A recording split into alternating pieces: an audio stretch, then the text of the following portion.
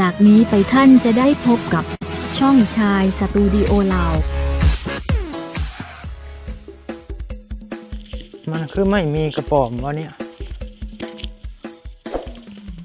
ทำไมกระป๋อมมันอึดจังวะ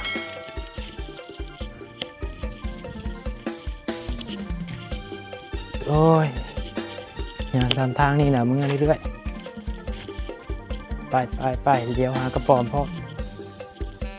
ท่านผู้เบิ่งเห็นกระบอกเลยเด้อ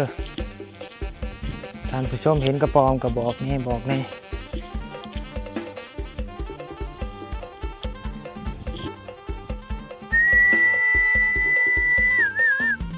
ตอนนี้เราเห็นกระป๋อมแล้วท่านผู้ชม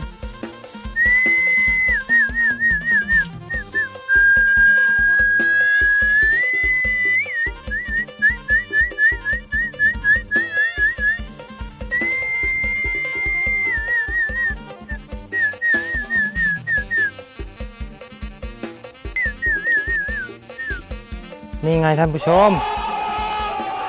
ได้แล้วตัวนี้ได้แล้วเอาที่ทำการโพสเอาเนาะเฮ้ยท่านผู้ชม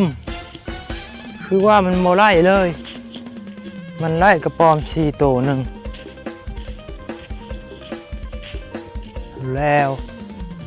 กระปอมมันอึดจริงๆแล้วมันก็เบิดบอลคล้องแล้วมันวิดปลาไม้แล้วมันมีแต่ทงหน้าบัดนี้เดี๋ยวพร้อมสิข้ามไปฟังพูดฟังสวนอ้อยเนาะตอนนี้เฮากะหาตามกันหัวเบิ่งก่อนบางทีมันจะมีเฮ้ยเสียงดังควักๆนั่น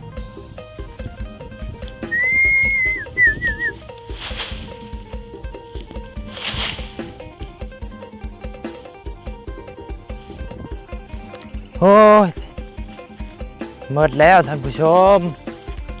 ไล่กระป๋อม4 ตัวเอากระสิเมื่อเอาไว้ก่อนเนาะอ้อมหนาเขาสิไปคล้องใหม่เนาะคลิปนี้กับจบเพียงเท่านี้ Goodbye Thank you ขอบใจที่รับชมแล้วก็ฝากกดติดตามด้วยครับบ๊ายบายจุ๊บ